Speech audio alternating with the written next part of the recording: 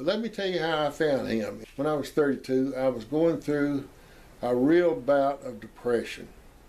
Oh, I was so depressed. I was so depressed. And I was going to Sheldon Gilbert, a psychologist. And he said, Tommy, said, what seems to be your trouble is that you really miss your daddy.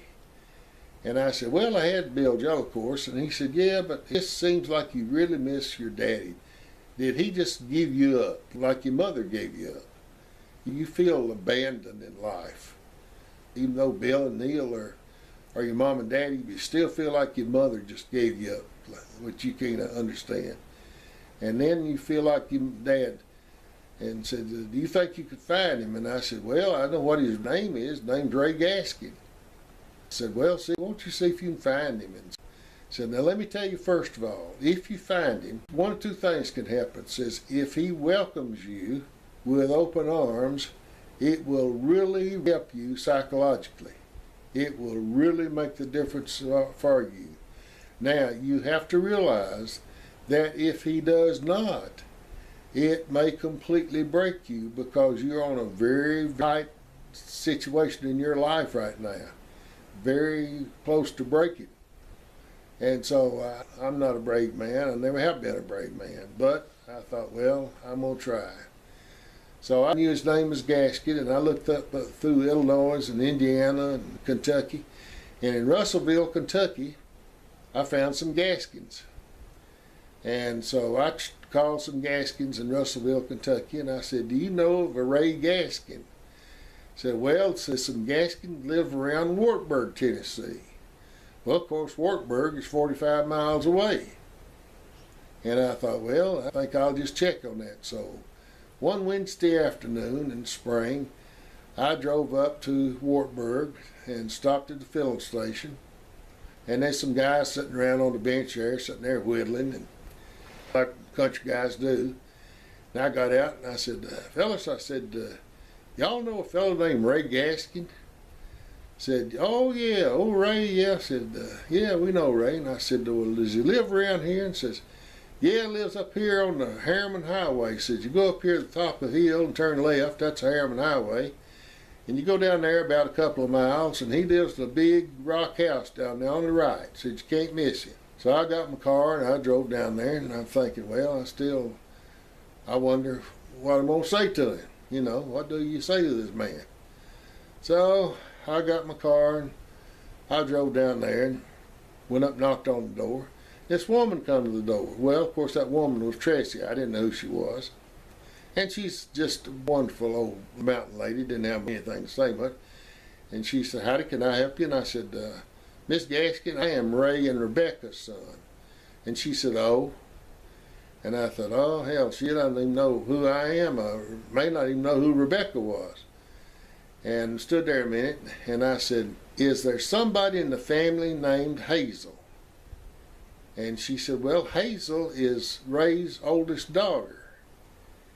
And I said, well, where did she live? She live any part of this country? And said, yes, that she lives right down the road here, about a couple of miles. Just as you come down the straight stretch, there's a curve to the left, and she lives right up on the right there in a little house. And said her name is Hazel Bingham now. I believe you won't miss it, so I drove down the road, and she described it well, and I drove up in the yard. And Hazel, like most country people, when I drove in the yard, she came out on the porch, and she said, yes, sir, can I help you? And I said, Hazel, and she said, yes, sir. And I said, I'm Tommy Jellicourse. And she said, Lord have mercy, it's good to see you. Well, she told me later that she remembered the name Jellicourse because she was 13, 14 years old when all this thing was going on about the divorce and me being, you know, all that going on. And she remembered the name Jellicourse, but she didn't know who I was. She didn't know I'd been born. She said, well, come on in here. So we came in, and we were talking about different things, about Murfreesboro and so forth.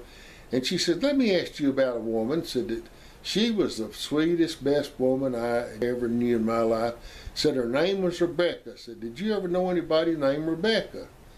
And I said, well, Rebecca was my mom. Ray and Rebecca was my mom and dad. And she said, oh, is that right? Well, isn't that something? And she just kept on. I thought, well, that doesn't mean anything to her. All of a sudden, she stopped and she turned around and looked at me and she said, Lord and mercy, you're my brother. And I said, yeah, I sure am. So she got up and she hugged me, and we hugged each other, and we cried a little bit. She said, wait just a minute, I got to call somebody. So she went over and she dialed the phone, and who answered, and she said, I don't care what you're doing, so stop what you're doing and come up here right now. Come up here right now. So in just a few minutes, this lady come in and said, yep, what is it? And she said, you know who that big old man is standing there? And she says, no, who is that? She says, that's our little brother, Tommy. Well, that was Katie, the porch come in.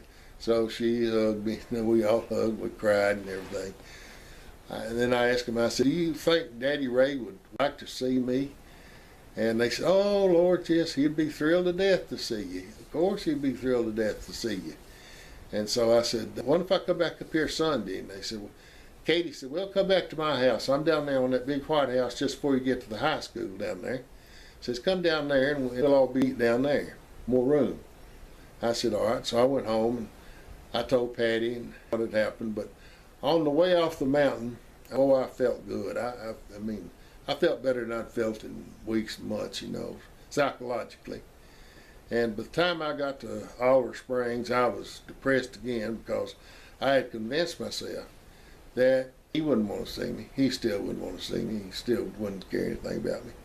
On Sunday, we drove back up there, and they had brought in cousins and aunts and uncles and everybody from Russell Springs and all over Wartburg, all over the county up there, and everybody there except Daddy Ray, and he wasn't there. And I got around and I said, well, where's Daddy Ray? And they said, he's waiting up at the house for you. He didn't want to be down here in this big crowd.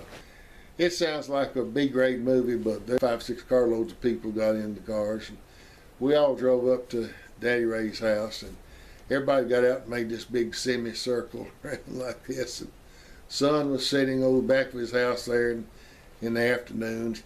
I didn't know what he would have to say to me or anything. And so he came out the front door, and I stand there, and he walked down the steps. And he was a big man, not as big as I am, but he was a big man, and had a big set of white teeth, like I've got. And he walked down, and I kept on saying, what did I say? And he walked up to me. He says, son, how in the world you been getting along?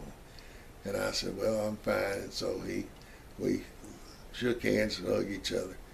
And so that's how I met Daddy Ray.